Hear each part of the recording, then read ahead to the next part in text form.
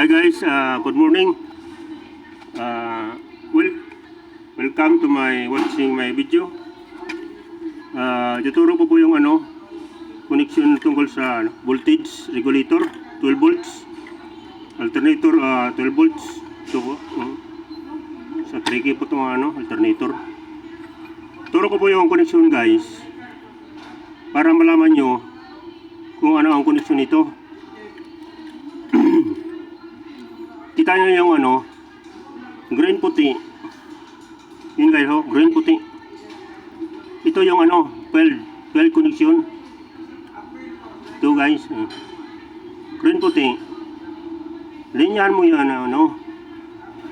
papuntang alternator.